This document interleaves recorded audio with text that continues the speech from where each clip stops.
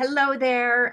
My name is Lynn Jocelyn. I'm a functional medicine physician assistant, and I have a small micro practice in Durango, Colorado, integrated spectrum of health. My mission is really to empower people to heal so that they can embody their vitality, connection, and joy. And I use functional medicine, color, and inspiration of community to really support that kind of healing. And I'm doing these podcasts really to get to know other practitioners and just the offerings out there to support our patients in really reaching their full vitality. So today I'm super excited to have Dr. Michelle Hemmingway with us. Michelle has been somebody that I've always have known. She's been in the community. She's been doing really amazing work for a long time in this area. And so I'm really excited to first just open it up to you, Michelle, so you can share a little bit. Let's just start with a bit about your practice, how long you've been in Durango, and your path this far. So I'll just open it up to you. Thank you, Lynn. Love seeing you again. It's been a little while. So I went to medical school with a lot of interest in nutrition and kind of alternative medicine. So kind of my whole life, I've done that on the side. And then and I did traditional medicine for about 20 years, kind of long-term care, urgent care, autoimmune diseases, workman's comp, what am I trying to say? Work health kind of thing. And I got to a point where I was like, Western medicine is great for acute stuff. You're in a car accident, you break your leg, it's really great. When we look at chronic diseases, diabetes, high blood pressure, autoimmune stuff, there's Band-Aids, there's medication, and those can be wonderful, but they don't get to the root of the problem. And therefore people are suffering, and Western med people aren't trained in nutrition. I mean, I'm not even sure I had a nutrition class. Now I really understand biochemistry is nutrition. And if it would have been taught like that, that would have been amazing. Yeah. But, and also there's an assumption that people don't want to change. And I have a cash-based practice. So already people are coming to me with their own inspiration and desire for health. But I think a lot of people, if they really understood, this is our vehicle, right? Our physical body is our vehicle to do all the things we want to do. And I loved your intro, about yourself, like bringing health and light and wellness, because if our physical body is healthy, which is way bigger than just the physical body, but if the physical body is healthy, then it gives us so much more room for creativity and finding our purpose and manifesting purpose and all of that. I've been fortunate to be in Durango for 12 years, hard to believe. And Durango's a very interesting place. People are really interested in health. They're very active physically. I would say that the people in Durango in general are the most healthy that I've ever worked with as a community, and that's amazing. And the other thing I really love about Durango is all of us practitioners are really working together. I've been in places where it's very competitive, and no one of us can do everything for anyone. And so finding synergism and working together is really one of the first things I noticed about Durango, and I love that. So I love doing this dialogue with you. So yeah, that's kind of my intro. I love it. I love it. And for some reason, I thought you were here longer than 12 years even. So where were you right before this? So I was in Western Okay. Massachusetts, Okay. the Very good. Berkshires, and it's a good place. Mhm. It really is, but it's very crowded. I mean, it's East Coast, Yeah. it's like one big chain of connected cities and tons of people and traffic. And so I like being out here in the Southwest. The water issue is a big deal, climate change, it's a big deal. We're in the middle of it. Um, but it's nice having that space, being able to see the sky and the sunrise and the sunset and the mountains. That's It's really fantastic. Yeah. It is. It's beautiful. And Yeah. so, Michelle, was it an intentional move to come here? Or how Yes. did you make your way this way? So I met Dr. Paul Lee, who's an Uh-huh. osteopath, at a course I took. Okay. And he was looking for somebody to join his practice. And I came out here a couple of times and loved it, And so I moved out here and was with Paul for about 3 years.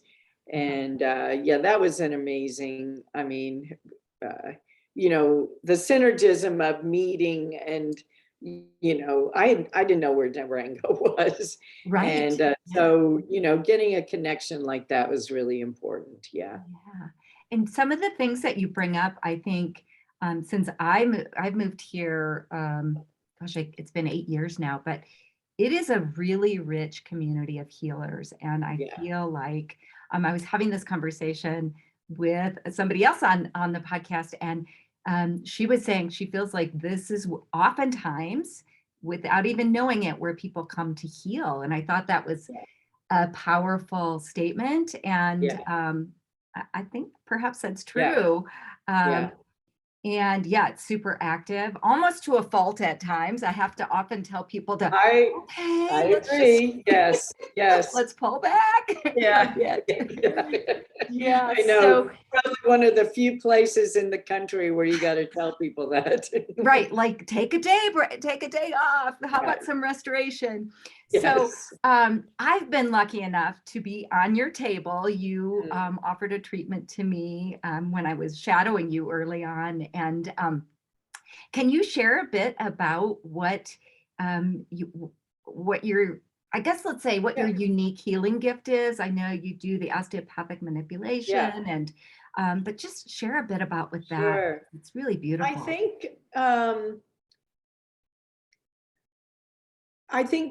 kind of osteopathy is like, I think God's gift Mm, to humanity. mm, Some hands-on, with anatomy and physiology and recognizing the whole body and including spirit, energetic field, the whole gamut. And you get to put your hands on people and really support their own healing. The body knows how to heal. yeah. We live in a crazy time with lots of toxins and some of the nutrition, the food aspects are terrifying, Mhm. when we look at the chemicals and the way the animals are raised and, that kind of thing. But, often just putting your hands on people, number one, we don't touch people anymore, so being able to have that is truly, I think it's the best thing that ever happened to me. I Mhm. started learning this 14, 15 years ago. And it was a terrifying experience to put my hands on people with intention because, what had I done? I'd listened to lungs, felt the belly, Yeah. joint range of motion. And, but it was just like, oh my God, this is it. Why isn't the whole world recognizing the power and the support of this? And I think, my own history is kind of partly because people were coming to me and then partly my own recognition of some trauma that I had had, Mhm. recognizing that the nervous system is so key for healing. We get into fight, flight, freeze so easily, and it gets embedded in us, and so I work a lot with just hands-on helping the nervous system to know it's safe, the body to know it's safe, and helping it reset, which it knows how to do, you know. Yeah. So that's kind of where my focus is now. And, you know, that'll cover everything. An injury, you know, can set the nervous system off, trigger old stuff. Chronic illness can set it off. So I find it's a way that I can tap into how the body's doing and support it so that it knows, okay, I can heal, you know. That is just awesome because it is where it's at. I've been doing some just more study on, you know, neuroplasticity and Yeah. limbic system and some limbic system retraining, which, you know, is a different way to Yeah. get there, Yes. but kind of still, in my understanding, still working on resetting the nervous system and Absolutely. reminding the body how to be in that parasympathetic, that rest and digest. Yes. And I just think, you know, the sort of my path of where I've come from, it seems like people try everything and then they add that on. And Right. I think exactly what you're doing. Like, what if we started there? How Yeah. profound would that be? And Yes. so, where you are and how you are like bringing this in, it is your practice. Yeah. And I think that is so powerful. And Yeah. I know that you have success stories with your patients, you have a thriving practice, you've created this to be what you want it to be. Yeah. And so that's tricky as healthcare practitioners. And coming from you know, you did the occupational health, you did the urgent care, you did the primary care, the sort of physical medicine, and then moved into this. Did you go through a period of burnout in there that helped you get here, or was it your journey and path led you, or can you share a bit Kind of about both, I would that? Okay. say. You know, I mean, partly, you know, who you work with is so important. And doctors are not easy people Mm, to work with. The structure yes, is very challenging to work Mhm. with, you know. With medicine becoming so much just a business, Mhm. you know, Western medicine is a business. It is not about healing. I mean, this is my personal Yeah, opinion. yeah, It's not about healing. It's not about really support. You know, if doctors can't do something for you, even though it's their special, let's say something like Parkinson's or dementia, right? Neurologists, that's their field. But if they can't do anything for you, if they don't have a drug or they give you a drug and that's all they offer, they'll just stop. They'll say, okay, well, that's all I can do for you, you know? And walking through healing, whether you're going to be able to change an outcome, whether somebody is going to die with a terrible disease or not, I think it's still our duty, Yeah. you know, to support and to be there and to, you know, hold their hand, hold their family's hands. And I kind of forgot why I went there, but you know, so I was just in these situations with people who it was just hard to work with them, you know. Yeah. And so it was partly that structure, and then partly like what I'm doing, I'm giving drugs, and you know, I tried to do the best I could in terms of listening and being there, but still the number of tools I had were very minimal. So I just realized, okay, I'm really going to go all in here. So I started really training in functional medicine, osteopathy, you know, nervous system stuff, whatever I could find. And it's amazing how the universe brings you what you need, you know. You just got to keep taking a step in front of the other. And so, yeah, I mean, if I was in Western medicine now in COVID stuff, I would be dead. I mean, you know, emotionally, I would be cut off and, Yeah. you know, just trying to survive. And so I understand where people are coming from in the system. But I think, you know, we've got to step out of that system. And, Absolutely. you know, I don't know how that's going to happen on a collective. I think it's going to happen on an individual, you know, and then at some point that zeitgeist, you know, will shift. So yeah, part burnout, part frustration, part, you know, just like, I couldn't take the system anymore, you know, I No, really and couldn't. you bring up such a beautiful point. Doctor or practitioner as healer, I think you can learn the tools and the techniques of being a Yeah. practitioner, but that healer piece Yeah. is really powerful. And something kind of came in when you were talking, and it made me wonder.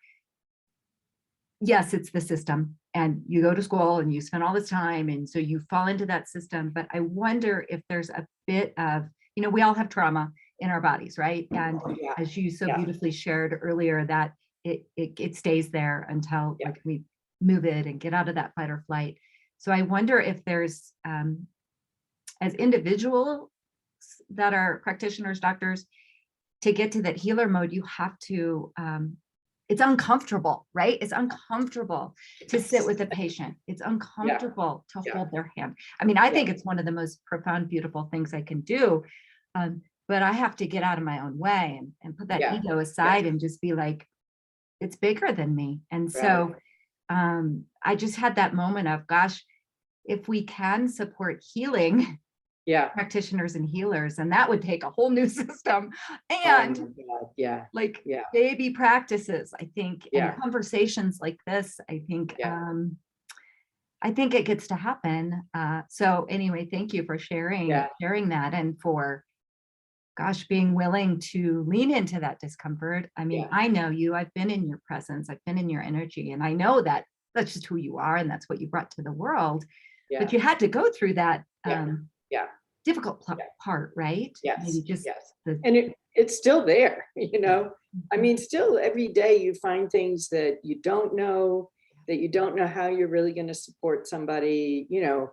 I mean, it's ongoing. And yeah, you have to be very comfortable yourself with the unknown and the magic of life, and, you know, hold both, right? That we're all going to die and we're all going to get sick.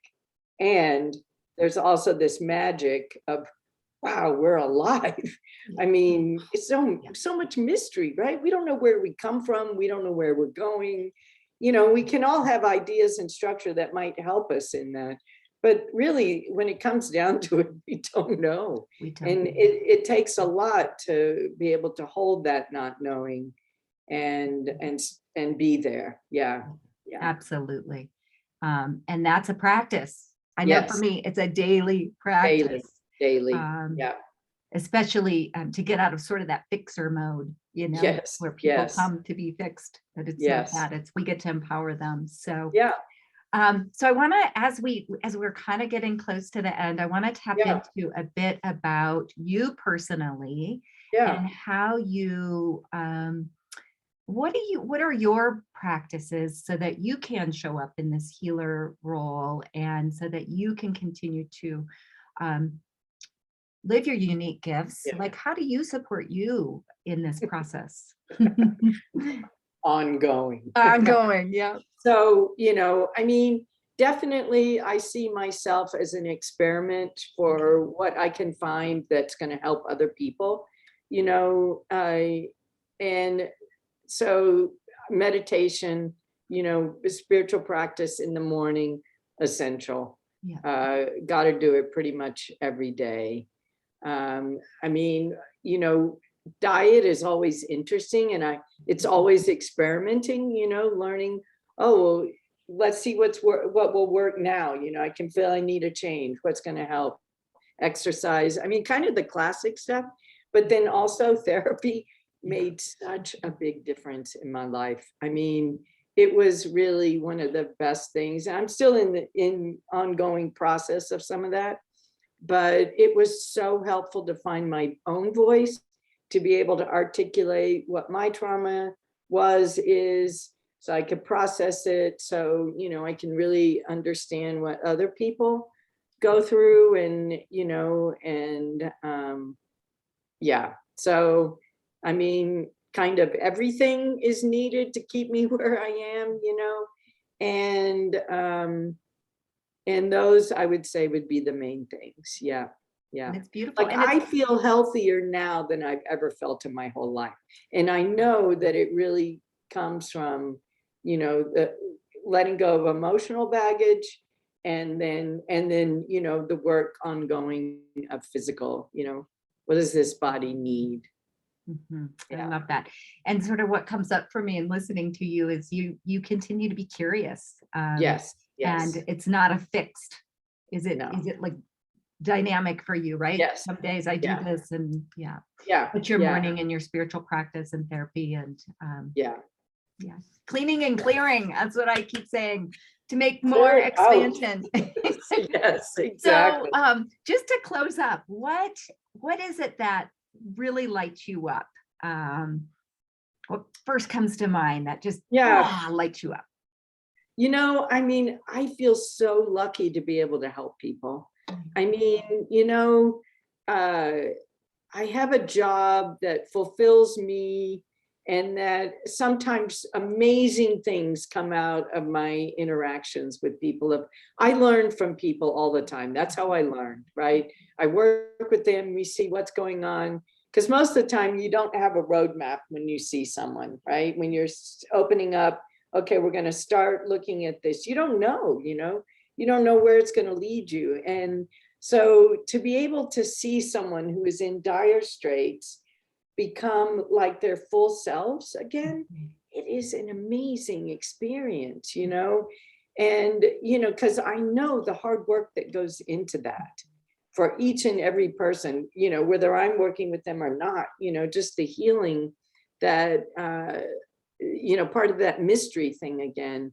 I mean, I guess really that's what lights me up, is when I can see, wow, look at that person. They can be themselves again, or maybe for the first time, and that is magical. Yeah. It sounds like a divine honoring of humanness. Yes. Is what I hear. Yes. And Yes. thank you. So, well, it has been really Thank you so much. Connecting with you, Michelle. If people, I mean, I know how to reach you and how to refer people to you, but what's the best way? Can I add your website or a number? What's the best way if somebody like looks at this interview and is like, oh, I really am moved to work with you? How can I share that? Probably like my office info, which I can give you. Yeah. Great. Yeah. Excellent. Yeah. So I don't have a website, which is no worries. Yeah. You spend way too much time on those darn things, so it's better that you don't. So I will, I'd love to, and as I'll share this with my members in my practice, and it'll be on my YouTube channel, which is small but growing. And again, I know you're busy, and I really appreciate the time today, because it was such a joy. I love connecting with you, Lynn. Yeah, great. Okay, so I'm going to go ahead and close up the recording, and I'll get this over to the masses. And we'll chat in just a minute here. Right.